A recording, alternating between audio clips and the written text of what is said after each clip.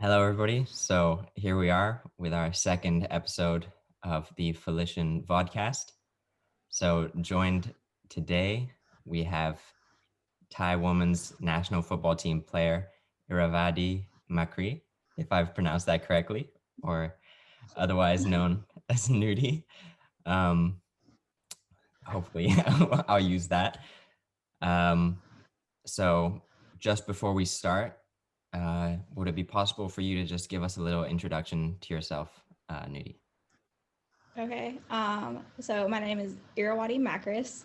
You're pretty close. I tried. Not bad. I'm half American, half Thai, and I have been playing on the Thai national soccer team for about a year now. Um, but I grew up playing soccer in the States, and I just moved to Thailand about 5 years ago. So now I'm playing soccer and currently studying for my master's. Brilliant. So alongside us as well, we have our co-host here, Shalika, as you know Um, from our past. yeah. Hi, I'm Shalika, and I play in the Indonesian women's national team. And I was raised and born in Indonesia, although I moved to the UK for football and school as well. But currently, I'm in Indonesia. So just before we go into the more formal questioning with yourself, Nudie, we're gonna test something Alrighty. out real quick with some quick questions, just Oh straight boy. off the bat. First thing that comes to mind. We'll just start nice and simple, 10 questions, and we'll go from here. So, Alrighty. favorite football player, Christine Lilly. best part about competing, Just competing in general. I like fighting. I like winning. love that. What is your favorite song to listen to before a game? um, remember the name. It's a very, very old song, but it was like my classic growing up. Okay. Um, in terms of growing up, what age were you when you started playing football or soccer? Sorry. Three, actually. In the US, you can start playing from like kick around at about 3 years old with a team. Okay. Have you ever had a nickname? And if so, what is it? Um, so my friends in the US call me D. My Thai nickname is Nudie. And then on my Furman soccer team back in university, they used to call me Diesel. Nice. Um, how would you say your teammates would describe you? um, Physical and very competitive. Nice. What's your favorite Thai food? Ooh, that's a hard one. I'd have to say Genkyo. It's green curry. Okay. Here's a bit of a curveball, but why do football fields have stripes on them? What kind of stripes? You mean the ones where The they on the cut the pitch. grass? Yeah, on the grass. So that the VAR can see who's offsides. Nice. Um, what is your go-to karaoke song? um, I don't know. Sweet Caroline. I'm from the South. Okay. Uh, and final question: if you could play for any club in the world, who would it be for? Manchester United. Nice. That's the right answer. Okay. So now, more specifically, um, that we have you, we're looking to really delve into your brain, to put it one way, but gain the knowledge and experience that you have within the sport. So, as a footballer, and especially within the center midfield position, and prior to that, playing forward back in the US, um, you must have a good level of awareness in what is happening around you on the pitch. So, can you explain to us a little more on the side of game intelligence in when you're on the field, what are you looking around for, and how often? And are there certain visual cues that you tend to seek out when you're on the pitch? Okay, so for the Thai national team, I play more defensive midfielder. Okay. And so I think with that, you kind of have to have a more kind of conservative uh, mindset, I guess. And so like I kind of try to shield the defense from attacks coming forward. And I think one big mentality you have to have is that even though you're a defensive ish player, like you always have to think about what you're going to do when you do get the ball and how you go on into the attack. One thing that I really try to do is that if I think I can win the ball, whether it be like cutting it from an opponent or like cutting off a pass, I try to think, is it possible for me to make an immediate play going forward as soon as I win the ball? So as opposed to just winning the ball and then like playing a safe pass back before I even get the ball, my thinking is, where are my forwards? Can we make a counterattack from this, from me winning the ball right now? Okay. And then another big thing, I guess, is that my mentality has always been, switching the field as well. If we have the ball already, like you want to switch the point of attack as much as possible. And I think that's something that a lot of midfielders kind of struggle with sometimes and like don't really think about it. It's really easy to stay on one side of the pitch because this is where everybody is and it's an easy thing. But if we can switch the field, I think that opens up a lot more options for everybody. Okay.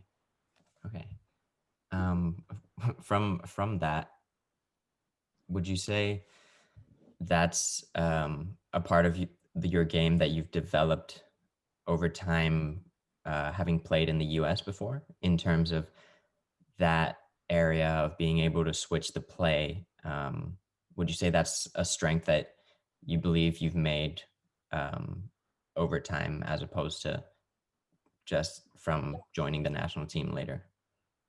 I would say definitely. I can very distinctly hear my coach back at home. And this was like 10, 15 years ago when we were just learning how to play 11v11. He's like, all right, your job is when you're a midfielder, you have to switch the field. Like it starts from you, basically. You're the midfielder, you're the center point of our attack and like how we play the game. So you have to switch the field. I can just hear him yelling at me in my ear right uh, okay. now. Sorry, Jason. Shout out. Love that. Um, can I ask, given that we're currently in a pandemic, what was the last game that you've played in? That was actually a really exciting game. I was in the Thai league, and I play for Nakhon or MH Nakhon, and we're kind of, I guess, considered an underdog. And we played against the #1 team in the league so far, which is BG, the Asian Scholar team, and they've won the league multiple times, and they have many national team players in their team. And we actually managed to win 1-0. Oh man, incredible. with with that in mind, just specifically with club football, would you say that the current, what's the right word to use, the current environment of the women's Thai women's league is in its development stage, or would you say it's already established in a sense? I'd say we're definitely still in the development stage. We had the league last year, and we're lucky enough to be able to play again this year after the whole COVID situation and stuff. But I'd say there's still a lot of things to work on. Even after last year, we weren't really sure if there would be a league in this year. And so a lot of teams that were in the league last year weren't prepared for the league this year because it's a lot of what ifs. And kind of just like up in the air, like, should we prepare a team? Should we not prepare a team? So with the beginning of the season, I think a lot of teams kind of were still in shock or like still like hadn't really entered their own preseasons yet.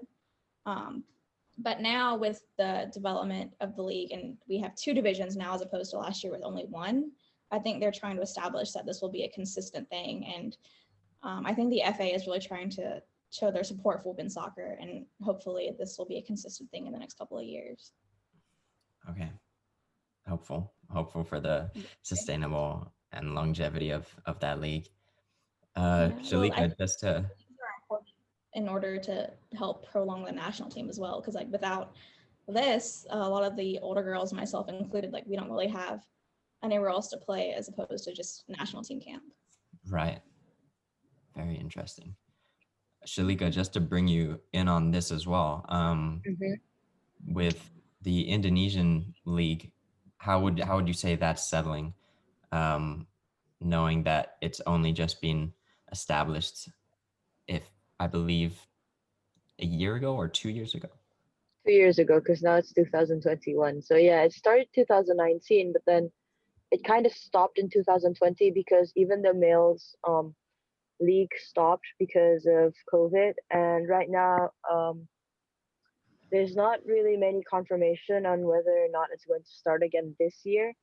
I guess we can only hope for the best. And yeah, because I'm pretty sure this year there should be SEA Games if it doesn't get canceled. And I'm guessing that they would want to start the league since they would need to like look for players. And as we all know that in the Indonesian national team, every year there's sorry, not every year, every training center there's always going to be new players and some old players getting kicked out. And so yeah, they have to constantly like look for new players and the way they can do that is through the league. Hmm. You I want to think come play here?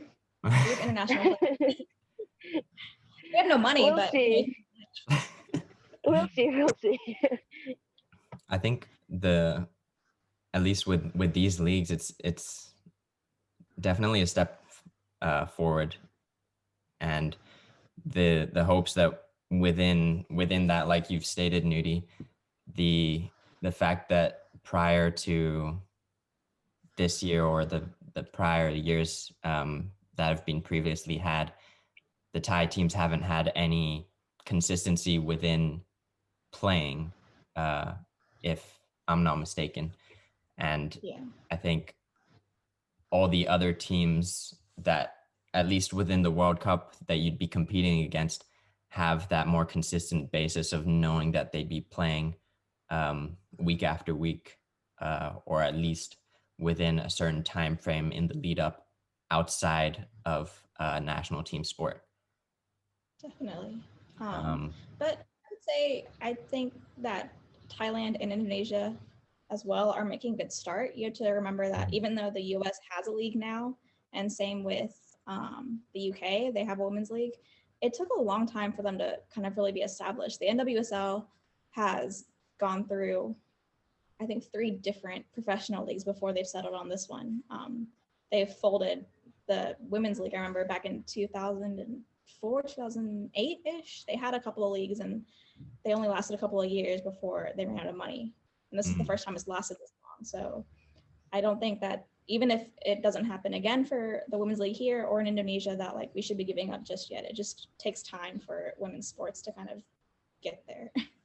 for sure. And maybe that shouldn't be the case, but that's how that's how it A is. whole nother. So it is. I think, Yeah. especially having spoken with Shalika as well, the introduction for the very first time of the Women's League, which is called the Liga Putri National Women's Premier League. Hmm.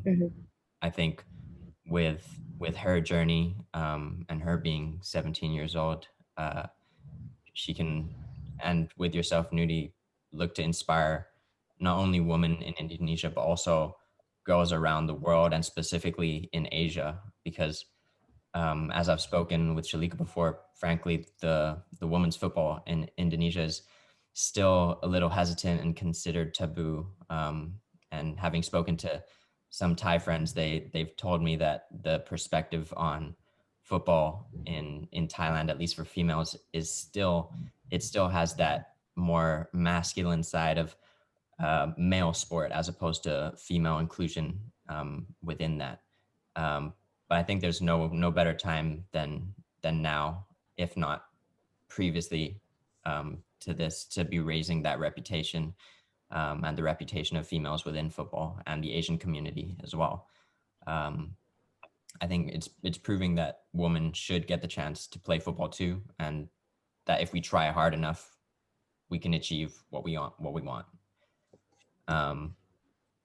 So from in terms of go away from that and back onto your games, Nudie, the ones that I have been sent, or the one that I had been sent, was actually the one in which you scored against Singapore with the 8-0 win. So to speak more specifically once again about on the field and the thought processes that you go through, if you can recall this goal. I'm getting old. I don't know how my brain's going. I can describe it to you if you want. I think I remember it a little bit. I think it was like a cutback from the wing, and I was like on top of the 18, and I think I just took a one-time shot. I remember thinking, as soon as I hit it, like I didn't hit it as well as I'd wanted to. It wasn't a very clean hit, but I think it was through a lot of traffic. So I think it kind of just like trickled into the goal. So I was in the right spot. It was a good ball back to me or whatever, and I'll take it. It's a goal. That goal is better than no goal, right? Yeah. But I just remember thinking, oh, I wish my first goal had been so much better than this one. Oh dear. It was just like anticlimactic for your national team. So that's great. Any goal is better. Yeah. That's funny you should say that, because I was just about to ask you what it felt like to score a goal like that, or for your country. But I'm glad you can find the humor within it. It was exciting, yeah, but you still, like you think about like if you're gonna score a goal, you want it to be like this like amazing thing, and it's just like, well. That's fair. If I'm to go more specifically to your past and talk about your upbringing within the U.S. And football, what do you think the differences are between U.S. women's football, at least at the college level, in comparison to your time within the Thai women's national team, and as you've experienced both of them, really? It's hard to say. I don't want to be critical of anybody, but I honestly think that my time with my university team, I played for Furman in South Carolina. I think that one thing that we have going for us in the U.S. is that it's very competitive. And not to say that practices here aren't competitive or not, but I think the U.S. is a very much more physical style of play. Okay. And so I think I've kind of had to adjust myself here in Thailand, where I think they're not quite as used to that. I mean, like, I'll admit even for an American player, I'm pretty physical. I haven't gotten any red cards. I actually got one last year, but in the US, I never got a red card. I got a yellow card a couple of times, but like, I've never been a dirty player. It's just like, I tend to use my body. I'm not a fast player, but I kind of like try to think faster than having to run faster. Okay. But yeah, I think developmentally wise, I think one of the big things I think is just there's more players. There's a lot more to choose from. And so it's a much more competitive environment in who's going to play the next day or who's going to make which team, because the pool of players is that much bigger. Right. Interesting. Would you say that the physical side, because having lived in Thailand when I was younger,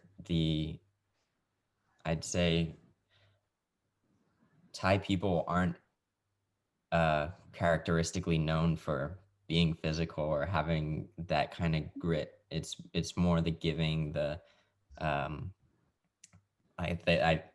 pretty sure Thailand has the nickname of being known as the land of smiles. So right, they're very nice. That's the problem. Yeah. They're so nice. So yeah, I would say that one big difference between practices here, practices there, I think, is that we used to kick the crap out of each other, to be fair about it. We'd beat each other up at practice, and like you would not want to lose. Like, it's the fight to the death basically. But here it's like everyone's just so nice to each other, and it's like, oh, it's okay, like we'll get it next time kind of thing. And I think it's a mentality that really needs to change. Okay. Like it's okay to be mean on the field, and then off the field you can still be friends. Yeah, for sure. Shalika, how does that resonate with you, if you feel it does, alongside your Indonesian teammates? No, I do completely agree with Nudie. I think my experience in the UK in practice, everyone would like give it their all, they would slide tackle their friend, they wouldn't care. And I've played in the US as well, and I realized that in the US it's way more physical than here in Indonesia. In Indonesia, I think people tend to use their skill more, like try to like bring the ball more and try to not hit other people because they're like, this is practice, we don't want to injure anyone. That's the mentality. But in the UK and the US, they're like every man for themselves. Sorry, every woman for themselves. And I think you can see that in games, In games, um, they're very physical. Like people out there are very physical. But here in Asia, I think people tend to not be as physical. And I understand why, because out there, like in the US, in the UK, they're already blessed with like having really big posture, and us Asians aren't as big as them. So we try not to like collide with them. So we have a different playing style, I guess. Yeah, that's fair. I mean, I'm half Thai, and I'm not tall, but I'm considered pretty big for a Thai girl. Right. I guess I'm considered as being pretty big. I've grown since the last time we met. Yeah. But I mean, I'm used to playing with guys, and so I think that's why I'm very physical. Like I know for a fact that sometimes I get like on my friends' nerves because like they're just chilling and they're like, okay, we're passing the ball and stuff, and then I just come out of nowhere sliding tackle, and I'm like, I don't want to lose. This might be a fun game, but I'm not losing. Nope. But yeah. Very well. So I hate losing. I don't care where we are. I might be playing with like 12-year-olds for a fun game. I would still not want to lose. You can talk to my sister. She stopped playing with me when we were about 10. She was like, I can't play anything with you anymore because you're just so competitive. I hate it. My brother stopped playing with me because he's like, I can't do this with you. Come on, like we're just playing and you're trying to nutmeg me again. I'm like, you need to stop. I'm like, I can't, this is a part of the game. This is why I love it. The competition. Same thing. Nope, not losing. Yeah. Inherent competitive nature that both of you have. Yeah. Oh man. That's actually so funny. I completely agree with that, especially I coach within Loughborough University for volleyball team, for the men's team, and even when I'm coaching and having played football and volleyball before, that competitive nature is just something that's unlike any other, especially where I would say especially when it comes to sport, but anything really, as bad as that is to say. I don't know if you guys follow the US team, the women's team. Sorry, I cut you off. No, you can follow them on Instagram. But they had a video of like one of their camps where they were playing Hungry Hungry Hippos. And I forget who it was. I think it was Becky Sauerbaum, just like legit like rugby tackled somebody to stop them from taking like their soccer balls. Wait, like a real and so, like, Hungry Hippos? Yeah, so they did like real life, but like instead of like having the hippos, like the players would like run and like take soccer balls from like each little like from another team or whatever. Okay, I got you. And so you could like defend your grouping of balls, I guess, and they by any means necessary. So she literally just like tackled the girl to the ground. But like that's why they're so good. They're that competitive, even playing a game like Hungry Hungry Hippos. Wow. All right. I'll look to bring us back in from that detour, but with that in mind, that competitive spirit, what would you say are some key takeaways that maybe Asian women's football should learn from the U.S. Uh, women's structure, as well as maybe their style of play, which you think could interconnect? Um, I think we're on the right track as of now. There are more club teams and more universities, especially like in the league this year with our two divisions. There were a lot of teams that tried out for the league this year. We had like a playoff to decide who would be in what division and who would make the divisions or who would have to wait until next year. And the amount of teams that showed up this year was a lot more than we've seen before. And the style or the what do you call it? Sorry, I lived in Thailand for so long, I've forgotten my English. I guess the level of play between some of the teams was like quite dramatic, I guess. So like I think we beat a couple of teams like 13-0 or whatever, but then like we would lose to like another big team 5-0. So like there's still like a lot of steps in between, but I think just getting the number of girls interested in soccer and showing that like it's not just a men's sport. You don't have to be worried about being too boyish or too manly or whatever to play soccer. Like it can be like volleyball or what else, track or any other sport. Like you can still be a girl and play soccer and just kind of like generate interest and show that like it's something that you can do for anybody really. But then also the style of play that they have is, yes, they're physical, but they've never been a dirty team, the US. They're competitive and they like to win and they'll tackle you, but at the same time, it's like you see players and they know when is the time to dribble and when's the time to like kind of play faster. I think that's something that we need to work on. I think, like Shalika said, Asian players tend to be more technical and like to keep the ball at our feet. But I think there's a time for dribbling and there's a time for, we have to play the ball fast and 1-2 touches and get the ball up as fast as possible. And I think that may be something we're still trying to work on and kind of like developing our style of play. And I don't think we have like a set style yet for our country. Okay. So really, really looking into the pace of the game and and how you develop that. Who would you say in terms of from the both of you, who are some teams that you think are really making strides, whether within the ASEAN nations or some of other Asian countries that are really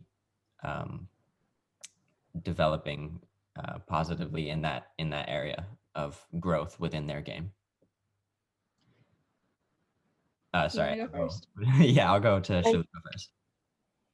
Me? I think I mean, I Vietnam, personally right? think that the Philippines national team has improved a lot because the last time they played against Indonesia, it was a draw of 3-3, and if I'm not mistaken, the last time in SEA Games, they actually went to the quarterfinals. So they have improved a lot, and I think they're on the right tracks. Like in Asia, Southeast Asia, I would say Philippines is doing really well. Okay. Agree. And I'd say Vietnam is doing really well. It used to be where Thailand, I think, was kind of ahead of Vietnam, but Vietnam, I don't know what they've done in the last couple of years, but wow, they're hard to play against. And I think their style of play has definitely gotten better, and they've kind of started to play that faster style of soccer, I guess. And so like when they play against us, like it's a tough game.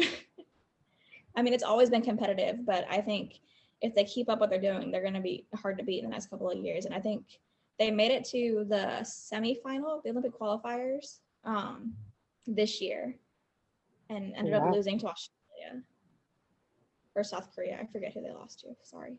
But yeah, they did really well this year. And so I think if they keep up what they're doing, and I think they got a new head coach as well, I think he's really changing how they're developing, and they're going to be a team to look at in the near future. Right. What would you say are the reasons that make them such challenging teams to face? They're very disciplined, I have to say. They're very fit. They're really good defensively or whatever, but when they have a counterattack, which I hate to say it, but as like Asian, like a smaller Asian country or ASEAN country, like I think you kind of have to like accept the fact that you have to play more defensively. But they're a very good compact team out of the back. But then like they have a very fast counterattack and they know what they want to do and they have a very direct style of play. They don't keep the ball very long. So, like even if you're playing against a more physical European team, like it's going to be harder to get the ball from them if they don't have the ball at their feet, if it's already moving on to the next player. Okay. So from here, I'm just gonna defer a little bit to touch on more the mental aspect, in which we go talking about maybe the more habit side and routines in things you do, and maybe look a little more at what's going on now within your teams and within lockdown, with the pandemic going on. But I know you've spoken to us, Nudie, about your thesis that you're currently doing, and relating to fatigue and the effects of neuroefficiency, if I'm not mistaken. You can correct me on that. It's okay. It's pretty close. It's a good summary at least. And so I suppose you can dive a little deeper into this. But the question that I would look to ask you is, how do you handle the situation if and when you feel so tired, whether that's in the lead up to a game or during the game, to stay focused and keep doing well within those 90 minutes that you play and everything prior to that? I'd say before the game, at least, you kind of have to like know yourself and know like what works for you. You can't say the same thing works for everybody. But for me, I have to be mentally dialed in and prepared, and you can say the same old stuff. Make sure you eat right and you get enough sleep the night before, and the day of. I don't like to be up and about too much or whatever. But especially like for a big game, it's kind of like you have to kind of be focused throughout the whole day. Even if I have class like before it or whatever, like you're gonna have to know when to switch everything off and kind of be dialed in for the game and just kind of forget everything else that's going on. But essentially just making sure you have a really good warm up. That's really going to determine whether or not, or determine how I feel during the game at least. Okay. And then during the game, like everybody gets tired. And I think one of the things you have to do, like as the game goes on and progresses, like even though you're getting fatigued and maybe like your muscles are tired or like you're breathing heavy, I think one of the things you have to like, the biggest thing is just making sure that you're mentally there all the time. You can't be switched off. Because maybe like you're too tired and you can't make that final sprint, but at least like making sure that you're positioning yourself in a way that you can help yourself and your team. So maybe I can't run all the way up the field anymore, but at least I can make sure that I'm in like a supporting position to help with the next ball or to help with defensively as a defensive midfielder. So I kind of knowing like where your teammates are and where you should be at all times and making sure that you know like where the opponent is as well. Okay. Just to bring Shalika into this, Shao, when you're playing, do you consciously recognize that you're feeling fatigued, or and if so, when you have that, is there a moment in which you provide yourself with some kind of trigger or cue just to be like, okay, I know I can't stop until that whistle blows, so I've got to keep going no matter what? I think everyone realizes that they're tired. There's no way that you won't realize it because you feel like you're about to drop down. Like you feel like you can't stand up anymore. But then I think about how hard we've trained and my journey to getting here. I remember that I kept like thinking and praying to myself, like, God, please just help me find a way to play professionally, football professionally. And the fact that I'm blessed enough to play in the national team, I think that alone has helped me through like really tough times where I know that I can't even stand up anymore. Like my legs are cramping, but then just the sheer will of doing something, and like knowing that no matter what, I can still play as long as I like force myself, and like as long as I think that um this pain is not going to stop me. Once you've gone over that, like, oh, just because I'm tired doesn't mean that I'm going to stop. Yeah, I think that really helps. That's like a trigger for me. Okay. Wait, can I change my answer? Your answer was better.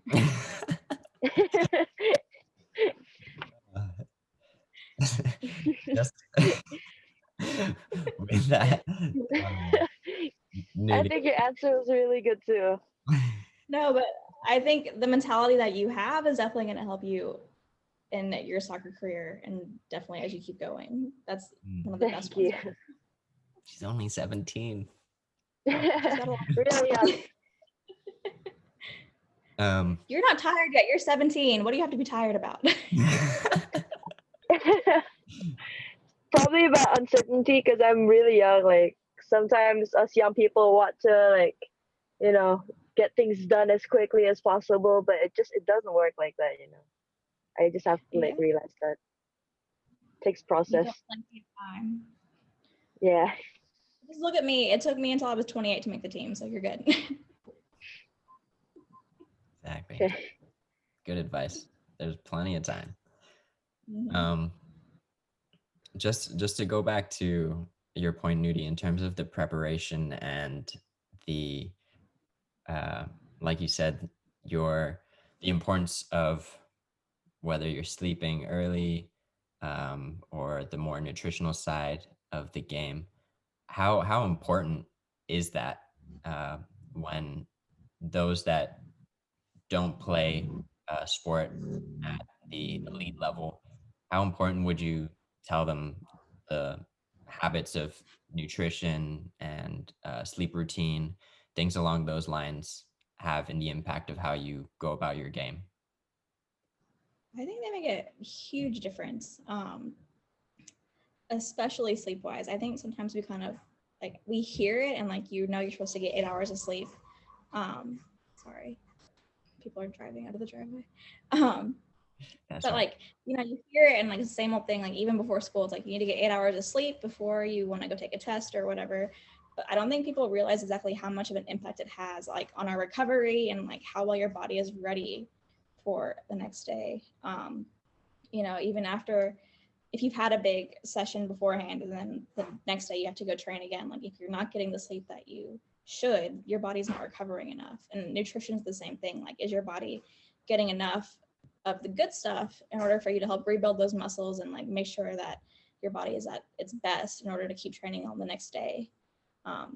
If you're not eating right, and I'm not gonna lie, I'm not gonna say I eat great all the time or whatever. I try to be healthy. I try to make sure, get your vegetables, get your carbs, get your proteins and stuff like that. But I don't count calories or anything like that. I just kind of like try to eyeball it and make sure that it should be enough. It should be what you should be eating.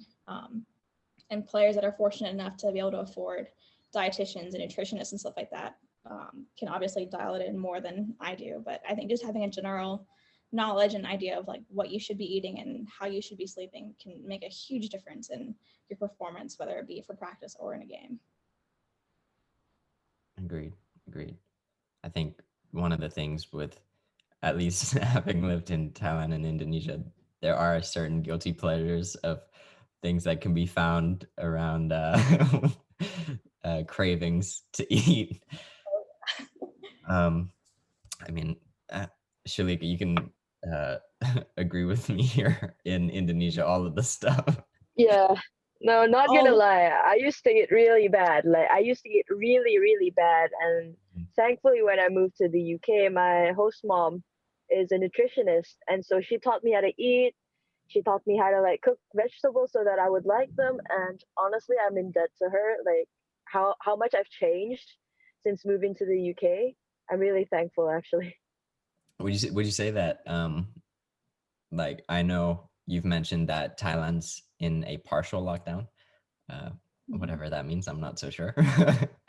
But um, do you ever feel under the weather or not having the motivation to go through let's say, your own personal training? I'm not sure what the Thai team or the Indonesian team are doing in terms of support within this lockdown, and how you guys, if you guys have any programs that they've shared with you.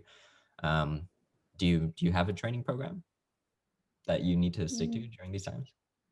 Not from the national team, at least. We were supposed to go back to camp beginning of January, but with the coronavirus coming back, I guess, and kind of exploding back here in Thailand, they canceled it. And they've kind of left us with our club teams for the foreseeable future. Okay. And so most of the girls that I know on the national team are with like the two bigger clubs. And so they're training together with their club teams. But for me personally, my club team is way down south. So I'm here home alone. So I've kind of had to be more disciplined with myself, trying to like practice. Mhm. And right now I'm like Shalika, and I go play with boys more because my team's not practicing here. So I have to just find any soccer I can get. Okay. Yeah. Partial lockdown, I don't even know what that means either. It means that my university is doing online studying or whatever. Yeah. And we're not supposed to go. If you can stay home, then stay home. But they haven't shut down restaurants. Like you can go. They encourage you to eat takeaway, but they haven't they haven't forced anybody to like stop serving or anything like that. I think the biggest thing is just like restaurants should close by 10 as opposed to being open all night. Mm. That's about all I can think of. And they just encourage you to stay home as much as possible. How is it in Indonesia, Shalika, with is there a lockdown? Well, there's a partial lockdown as well, but sadly, from the 11th until the 25th of January, we're not allowed to play football in a field because, yeah, there's this thing called PSBB, which is, yeah, basically a partial lockdown, although gyms are opened. Huh. So lately, I've been getting a lot of gym time, and for football, I've been practicing as well, but in my neighborhood. So there's like a park in my neighborhood right in front of my house, so I can just practice there. And honestly, like if you just leave some time to like create your own training, training schedule, you can actually train really well even though you're alone. So like as long as you keep at it, then I think you can always improve. I mean, I personally think that throughout lockdown, my dribbling and like my confidence with the ball has increased because I've been doing so many like ball appreciation. Like I can't really do, I don't know, one-on-ones because I don't have anyone to play against. So I've been doing lots of things that I can do by myself, and so that's how you actually continuously get better. That's what I think. That's good. Self-drive. Yeah, That's the one. we bought a bunch of gym equipment after the first lockdown. So we have like our own little home gym here. So I've been kind of focusing more on endurance, fitness, and just like lifting for now because I think I lost a lot of my power and strength after or during the first league of the season. I just kind of like didn't have time for weightlifting as much, and so I'm trying to regain the strength that I lost during and taking advantage of, I guess, this time. Okay. Yeah. Although when there's no partial lockdown, the guys here, the guys that play in the first league or even the national team boys, they don't really have anything at the moment. So we actually go to this place, and a lot of us train together, and it's really good because they're really high level. They're like the highest level for male here. Mhm. Sorry, for men here. So I learn a lot from them. Honestly, they've helped me a lot, and yeah, I mean, I try to like get better throughout this quarantine. Although sometimes I do feel lazy. I'm human. I feel tired. Like I see no light in the end of the tunnel. I'm like, oh, when is this gonna end? But then again, I think whenever I get to play in the field, I realize how much I love the sport, and so it really helps actually. That's great. I don't know about you, but the thing I'm worried about the most is just game fitness, you know? Because like Yeah, yeah, it's I can run, different. I can do sprints here in my house and my neighborhood and stuff, but it's completely different than just being out there and playing. Yeah, it is. It is. Um, I'm genuinely like, I think the thing that I'm most worried about is like, when is this going to go back to normal, because I don't know, my life without football, it's so weird because you usually go to the national team with everyone, you see them, you play with them, you live with them, and now that you don't have anything, you're just like, wow, I really miss all of that. I think the other thing is it provides like a structure too. Like maybe you like have different camps and different like practices and stuff, but it's still like, Yeah. like how your day is going to go. Like it's going to have soccer, Hmm. you're going to study or do something else, but like it's just kind of like always there and you kind of like have a set timeline of what you're going to do. But like here, it's just like I can go train whenever I want, I can play whenever I want, but it's just like Hmm. it's hard to keep up a consistent schedule. Yeah. I Mm. feel like less motivated, of course. Sometimes I feel less motivated, and I feel like um I'm not as like what's the word? I'm not as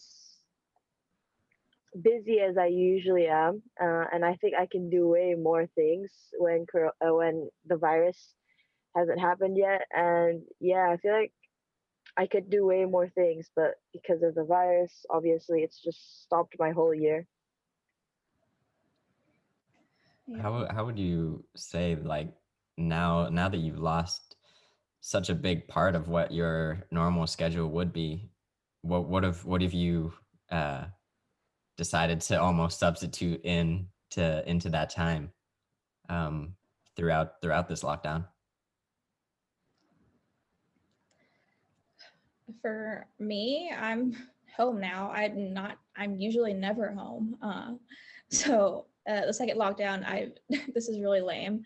But I've like done like this huge deep clean of my entire house.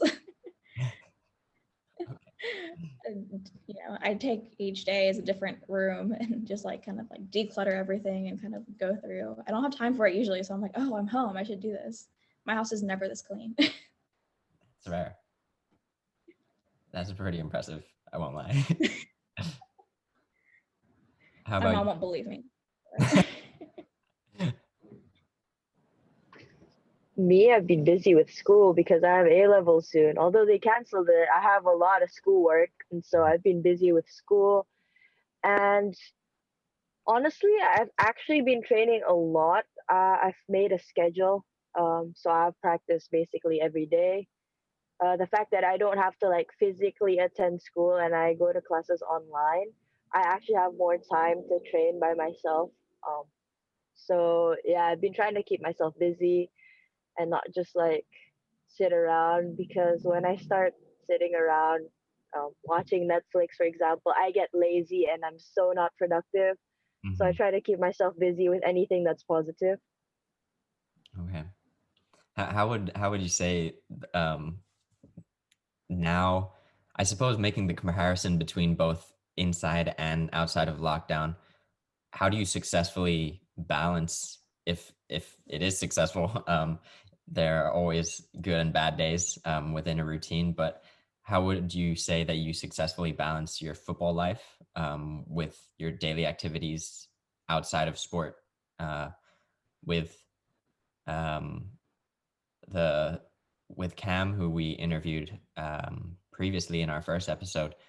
She said that as much as people know her to be the athlete that she is, she's a working athlete. She's got things on the side. She's working, and some of some things that take for her to know that not only is she playing football and training, but she works with within her family business and things along those lines. So, what are some of the routines or habits that you've built over time that now you stick to as almost second nature?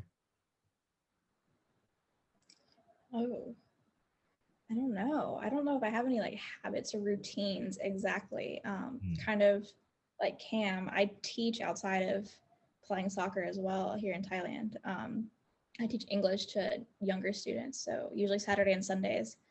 Um, because the league games are usually in the evening, I teach like during the day, and then I'll go play at night. And then I also have classes a couple of times like during the week. Um, just with younger kids who don't go to school. So with the lockdown, I've kind of like haven't had those classes, which has been kind of weird actually. But I guess one of the things, I don't know if this is answering your question, this may be completely off base, but That's right. I almost like more so during, like, without the lockdown, obviously people like that more, but like I almost like being busier. I don't know, it just kind of keeps me accountable, I guess. Like when I have so much time, it's like, oh, I can do this later, or I can do it tomorrow or whatever.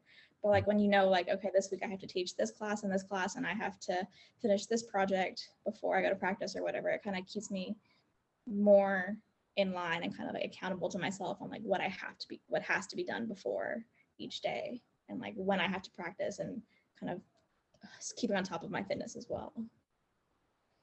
Okay. If I'm to defer away a little from this, to ask more of a question, just to get uh,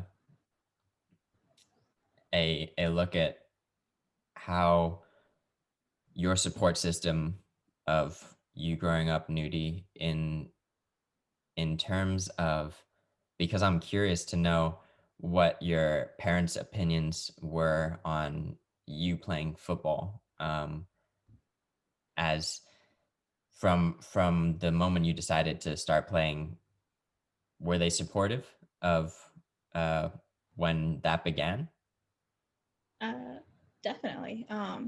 So my parents signed me up for Sunday soccer when I was about 3 or 4 years old, and we went out there with our little oversized t-shirts and had a ball in the middle of the field that none of us paid attention to, and we ran around and had no idea what we were doing, until, actually growing up and understanding like what soccer actually is and playing and stuff. And I think my parents are everything as to how I became a soccer player and how I became the player that I am now. My mom always had to drive me to practice after school every day. She'd drive me, and my dad would pick me up after work. And as a kid, I remember we'd go to tournaments Friday. We'd have to leave Friday night and then come back Sunday afternoon after the tournament ended. And I'd be so annoyed at my dad because he'd have to finish work late, and he's a doctor. And as a kid, I just didn't understand it, I guess. And I'd be like, Dad, come on, it's 4:00. We got to go. We got to be there. I want to meet my friends and meet the team. And then like Sunday, he'd drive us back. And now I look back on it and like realize like how tired he must have been after working all week and then driving me to all my games and practices and stuff. But like, if it wasn't for them, like I wouldn't be here. My parents sacrificed everything to let me have the happiness I have playing soccer. So it's without a doubt that, I got that. Praise goes to them. Oh, yeah. I know I actually don't know what time we're on, but from here, I'd just like to delve into some questions that were asked from people that follow us on social media, and dive into some questions with the both of you. So first thing, question from Alia here from Egypt. And I suppose, Shalika, you can take this first one, and Okay. you could chime in, whether you agree to how she answers or not. But how do you have continued faith and confidence in your abilities, and how do you not feed into the self-doubt and insecurity? Well, I mean, I never said that I don't have insecurities or self-doubt, but I believe that if you train hard enough, if you really do put your mind, body, and soul into it and live every day as if this was going to be the last time you're playing football, and you focus on the quality of your practice sessions, of your games, then sooner or later you're going to make it. I agree So yeah, with that's that. what I think. Definitely. I'd say every player has some insecurities or doubts. I don't think there's anybody that doesn't. But it's like you said, it's those players who are able to overcome that are kind of able to make it to where they are. For sure, I get nervous, and I I have insecurities all the time and doubts and thinking like, do I really belong here? I mean, I didn't think I'd ever make a national team, either the US or the Taiwan. Like it was never in my mind until I got a chance. And it's just like, once you get there, you're just like, oh my gosh, all these players are just so good. And how can I ever like compare to this? But I think it's, like you said, Shalika, kind of believing in what you've practiced and the work that you've put in. And eventually, as long as you stick to what you know and don't try to be somebody that you're not, whether it be you think you're a dribbler or you try to like take on too much, just stick to your game plan and play simple until you feel more confident. I think that's what really helps in any situation. Sure. Here's a question specifically posed to you, Nudie. And I think from what you stated before in terms of the team selection within the World Cup of 2019, could you just talk me a bit through that before? I think was it that year that you were cut, or? It was actually 2015. So, like I said, I first started with the national team in 2014, when they had just qualified for the 2015 World Cup. And that's when I had just come to Thailand after I graduated in the US. And so I was with the team for that, and I had a lot of trouble with my hamstring. Okay. I'd pulled it a couple of times during the year and was really hopeful that it was going to get better, and it was getting better. And then I think like this first or 2 days before we were supposed to go, I think I pulled it again. And like I was kind of like in that hopeful mindset that like they would be okay with that and that it would heal within the, because like before, I think we had 2 more weeks before the tournament started, before we flew out. But like I was obviously, I got cut the day that we were supposed to go. And it was heartbreaking. I'm not gonna lie, I bawled. You know, it was something that like I never thought I was going to have a chance at. So to go from like that whole like whirlwind of a year of being like the World Cup is something that's never gonna happen to being so close to being able to get there, it was heart-wrenching. But it was a decision that like I could accept because I knew it wasn't anything that I had done wrong. Like I wasn't playing bad. I wasn't, you know, it wasn't that I wasn't, I don't know. So yeah, I hurt my hamstring, I guess, and I pulled it again the couple of days before we were supposed to leave. And so the coach, I guess, made the decision that it wouldn't be worth the risk to take me and not be healed in time for the tournament to start, and decided to take somebody else. And you know, it was tough. I'm not gonna lie. It was something that was really hard to accept, but like I don't, you know, I understood the decision, which is, I think, makes it even worse. I think it's easier if you can like blame somebody and be like really angry, but it's just like logically speaking, like it was the right decision to cut me because like I couldn't play. But I got to go anyways. My parents were going, and I went with them and my whole family and all my friends back at home. So it was still a fun experience. For sure. So yeah, it sucked, but at the same time, it was like, all right, it, you know, it happens. It's life. What is it like to have to deal with injuries, and how did you find the ability within yourself to really bounce back from that? I think it was a good learning moment for me because before then I really hadn't had any big injuries. I'd have some niggles here and there or whatever. Is that a word, niggles? I don't know. But I had never had anything serious, and then I had never pulled a muscle before. So I think part of the problem was that I didn't know how to deal with it. And I don't know if it was like at the time my Thai wasn't very good. So I don't know if it was like a language barrier or if I just wasn't explaining myself correctly. And we only had one physio who came maybe once or twice a week during that time period. So the team has come a long ways from then. Now we have a physio that I can like call anytime I want to. But back then, like it was still pretty new. And so I didn't know how to deal with my injury and like how to deal with like a pulled hamstring or like kind of, I didn't know when to take time off. So I would think it'd be better and I go back to practice and then like it would kind of pull again. And so I think that was a big learning experience for me to like realize that like it's okay to take time off. I think that's my biggest problem is that like my point of view was if I'm not practicing, then the coach sees me as not working hard.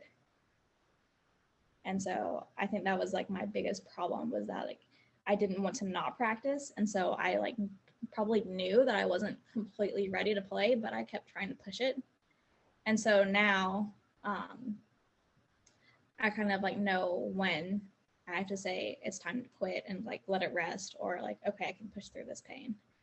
Yeah. So I think as you experience more, you start to learn, okay, this one's okay. This one, maybe not so much. No, props to you. That's thank you for sharing that, to be able to tap into those feelings, really.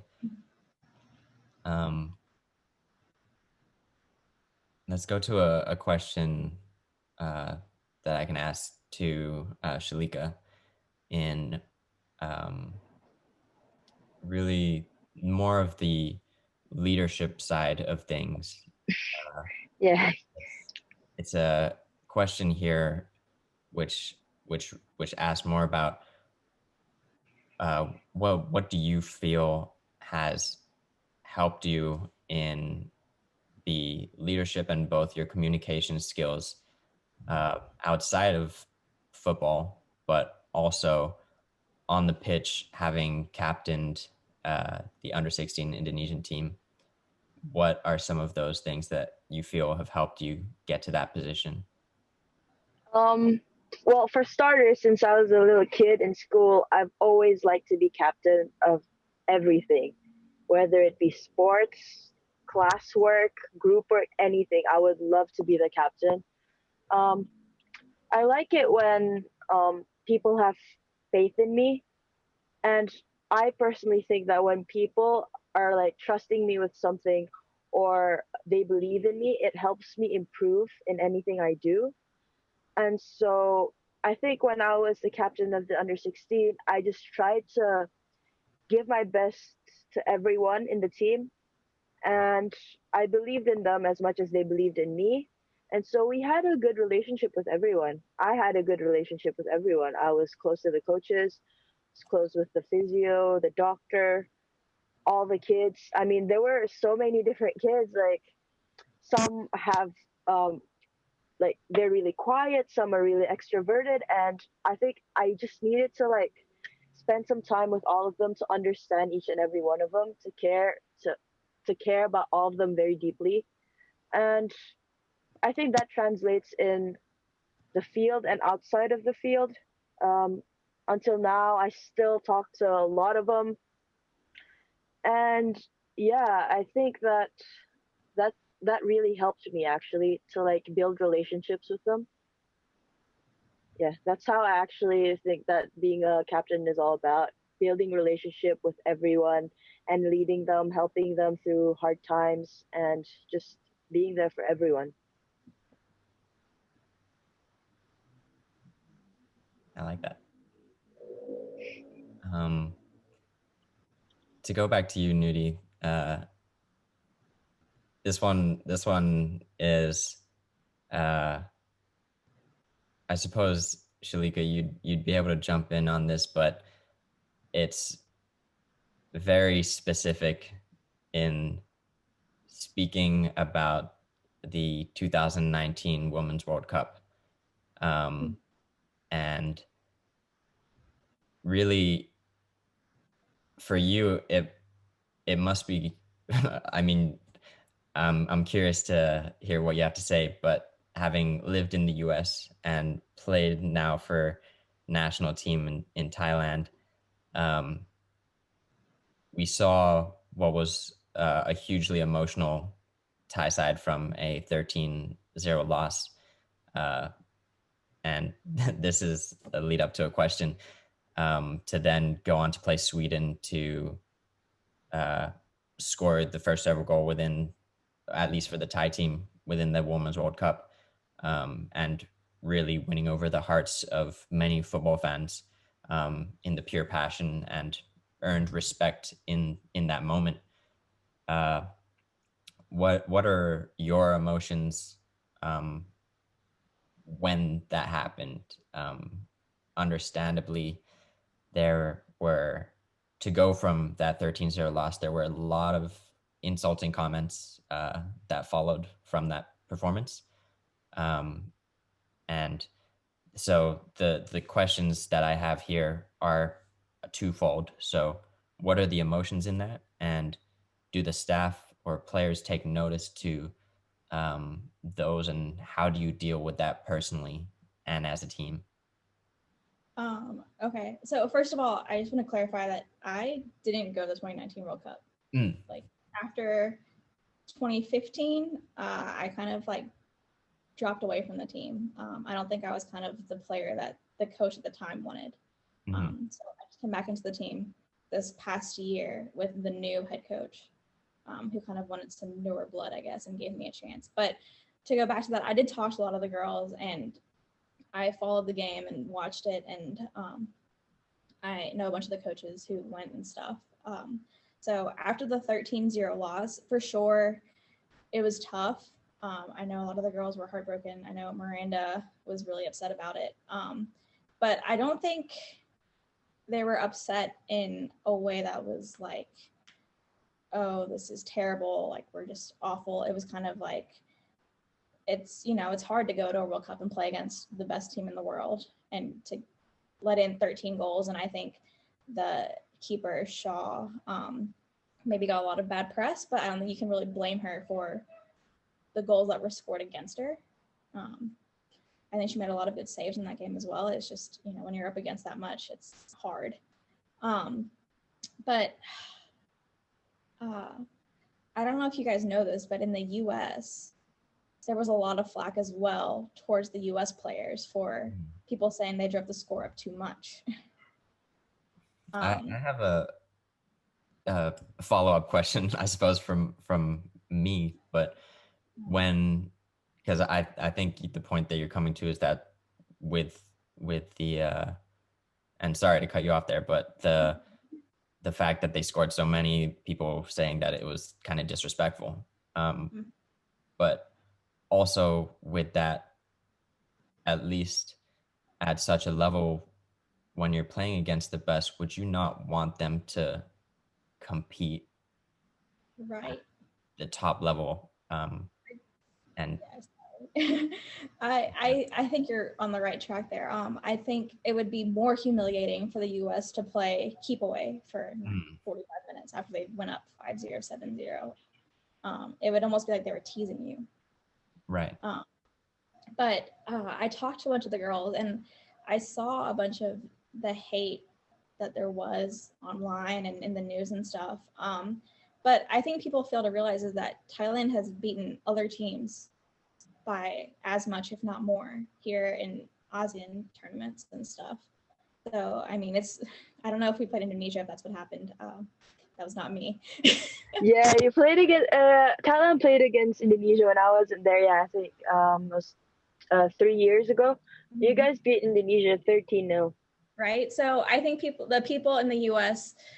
were trying to make a big deal out of something that wasn't a big deal or it shouldn't have been a big deal. And it comes from, there was a lot of hate in that tournament for other reasons towards the U.S. team.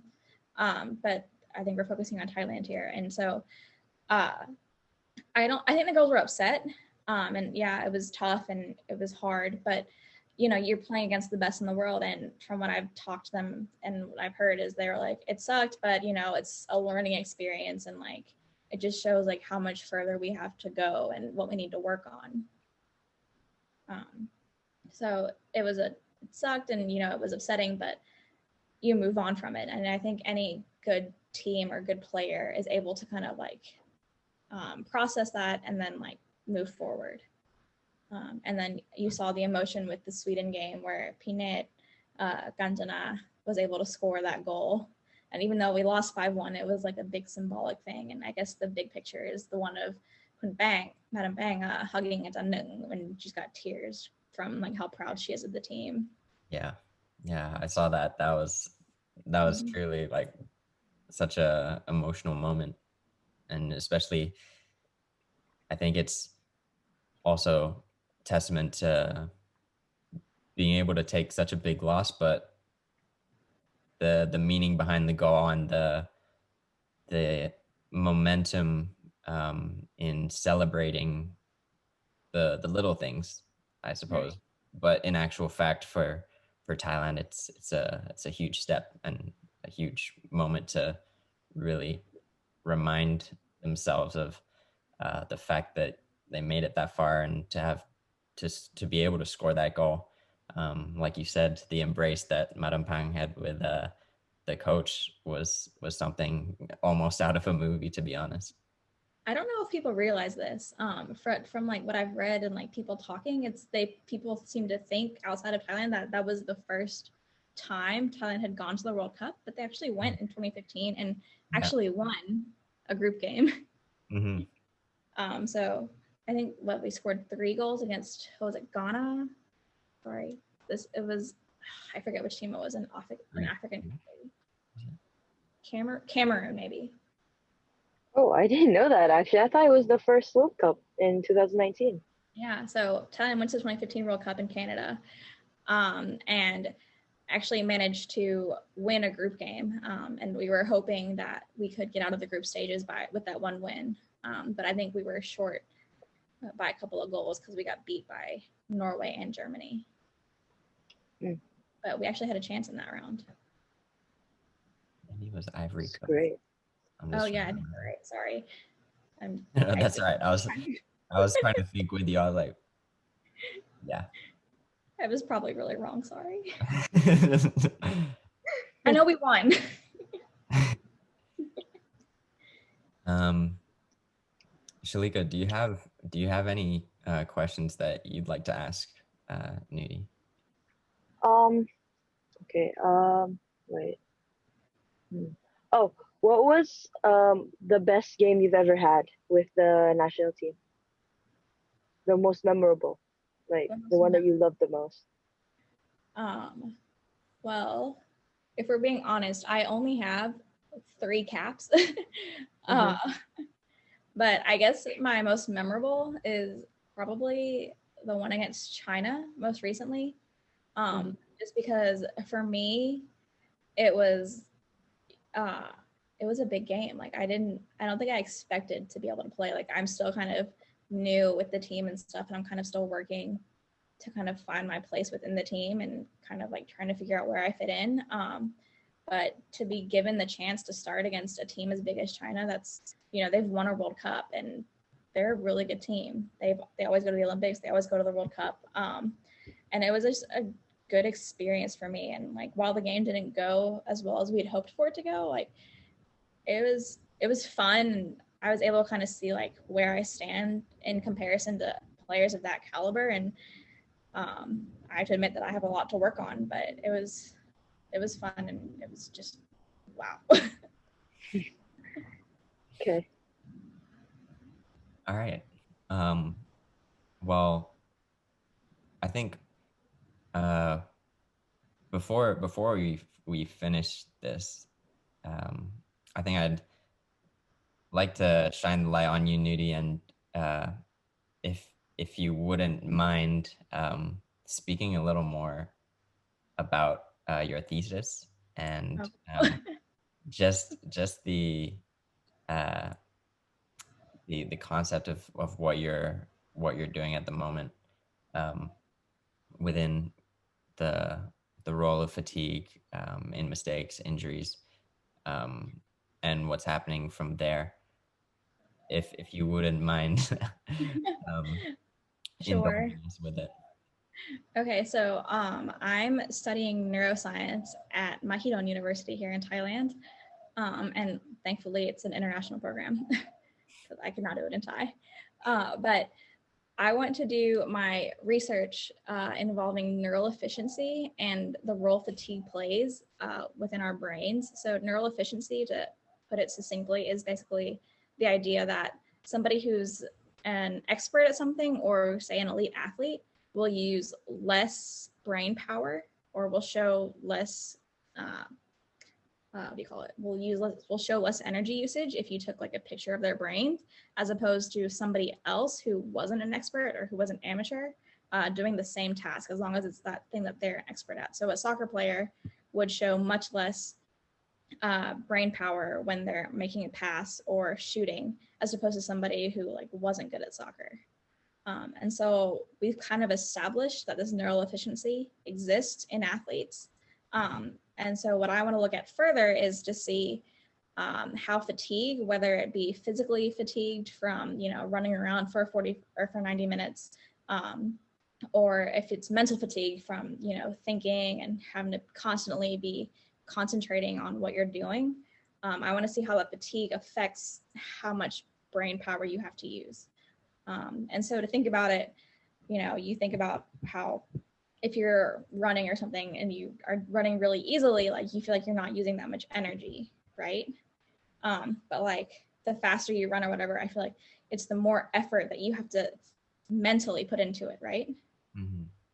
You have to think about what you're doing and kind of like keep yourself on track. Like, okay, I have to keep this pace up. I have to go faster. And so I want to kind of relay that same concept to your brain and see like if you're fatigued, your brain has to use more power to keep you at the same level as you were before. And so I kind of want to see how this fatigue affects your ability to make decisions on the field, and see if like your brain power will change as you're doing this task or whatever. So that's basically the general idea of what my project is going to be. Okay. And that's specific to football? Yeah, so I'm going to be using soccer players, and they will be doing soccer specific tasks while their brains are being scanned. Okay. Wow. Is that when you say while their brains are being scanned, are those resources supplied? Sorry, I lost my English there. Are those resources supplied by the university? Mm-hmm. So I'll be using specifically an EEG, which is like those little electrodes you place all over your brain. Mm-hmm. And so like I don't really know what I expect to happen, because there's going to be a lot of artifact from the fact that movement is going to be involved with some of the tasks. Right. So I have a passing task that's going to be involved, but I don't expect to see much difference there, because I feel like the movement is going to kind of make it hard to see anything. But I also have like a visual soccer task where it's going to involve them kind of just deciding where the ball is being passed, so they don't have to move. They just have to like look at the picture and decide which one's going to be faster. And it's been done in other sports, so it should work the same way in soccer, so that they don't have to move as much. It's more of a how fast is your brain thinking and reaction timing. Okay, that's really interesting. Thank you. I hope it works. I hope so too. I want to graduate. How would you describe the breakdown of just, I suppose, the decision making in I suppose before you receive a ball, you're faced with a certain scenario as you see it, and then once you have the ball, the pressure alongside opponents that are with you, either on a high press or defending you close, you're constantly thinking. And this is why I make the referral to, as bad as people say that multitasking is within work, football is such a game that it's almost necessary to be able to do that. Right. Would you say that it's multitasking, or would you say that each thought is an individual thought on its own that you just combine in increments? I would say it's multitasking, because you're not just thinking about what's going on around you. You're constantly moving as well, right? You have to think about the ball that's going to come, or like where the next pass is going, where your opponent is, where your defender is, where your teammates, if you have the ball, if you get the ball, who you're going to pass it to. And the game is constantly moving. And so I would say our brains are like computers, where you're processing so much information at one time that you almost aren't aware of how much you're processing. This might be a little off topic, but I don't know if you guys saw the video they did of Ronaldo, when they did like all those scientific studies on him and stuff. And there was the one that I thought was really interesting where they would cross a ball to him and then they'd turn off the lights, but he could still score. I think I have seen that. And so I think that right there shows you that like you're processing so much more information than you're actually aware of. Like his brain, and I think the best of us, not including me or, you know, whoever is like the best in the world, is, you know, your brain is already, before the ball's even there, you've already processed and calculated where the ball's going to land and stuff. And I think sometimes when you're on a field that isn't flat, you can kind of see how your brain has already processed what's supposed to happen, and then the ball hops over your foot because you're like, oh, did I make the wrong decision? But I think it's just because you're used to something else happening, but because the field isn't flat anymore, something else happens instead. So your brain is already processing what it's supposed to do and what's supposed to happen, but with a field like that, it's new information. Wow. That's yeah. That's Yeah, completely true with the different fields that I've played on previously, but the thought process is crazy to think about, really. Or it's like even with like a different type of ball, right? Like if you have like a lighter ball, it almost takes you a couple of like practices with it before you realize what's the right weight you should use with it when you're trapping or when you're passing. It's different for each ball. even different grasses. Like that's why every like actual game you would have like a 1-2 training session in the stadium because Exactly. the grass is different. Yeah, no, I agree with you there. So yeah, I think our brains are doing a lot more than we know they're doing. 100%. I suppose just, I know we're extending our time a little bit here. Nudie, for the last part and I swear this is the last thing I'll ask you for. Okay. If you were to give advice to the younger generation of footballers, much like Shalika here, and to those within Thailand, outside of Thailand, that are looking to pursue football as a career, as a profession within female football, what advice would you give to them? I'd say it definitely takes a lot of hard work and dedication and early mornings and late nights out at the soccer field. But also you just have to always be ready. Like I said, my journey with the national team has not been your typical one. And I never thought I'd have a chance to play with the national team. After I graduated, I thought I was done playing soccer. And then I got my chance, and then I got cut and I fell away for 5 years, and I thought I was done with that. And so it was a surprise to me when I got called up again. And I think my biggest advice that I can give is that you just have to always be ready, because you never know when your next chance is going to come or when your last chance is going to be. And so you would hate for it to be like you were given a chance, but you weren't fit enough because you thought you weren't going to play or whatever. And I think that's the one thing I can say is that like there are times where I'm like, why am I even practicing, or why am I doing this? Because like I'm not going to play, I don't have a team anymore, but I just like to play soccer and I like to run, or not really like to run, but I like to, you know, move around and exercise. I don't really like running, but just kind of always be ready. Like you never know when your chance is going to come, so just don't give up on yourself yet. You could be 18, 17, or you could be 28 like me. You never know when it's going to happen. For sure. All right. I'd just like to leave it on that note, and just say thank you for your time, really. Thank you, Nudie. It was a lot of fun. Thanks for having me. No problem. Of course. All the experiences that you share with us, and the knowledge that you have as well, whether you think it or not, we're definitely taking it all in, and we really appreciate you sharing all of that with us. So yeah. Yeah, well, thanks for having me. This was a lot of fun. I hope to go to Bali or Indonesia. For sure. Definitely. I hope I can play against you one day. Hey, SEA Games, who knows? Yeah, definitely. And there's the Asian tournament coming up soon, right? Like for all. Yeah. Mm-hmm. So I hope that Indonesia is in one group with Thailand, and maybe we both play starting 11 as well. I like that. Let's do that. We'll have to arrange it with the coaches. Yeah. Can you call my coach for me and tell him? I need to pick up on my Thai. It's rusty. He's got a translator. It's okay. That's good.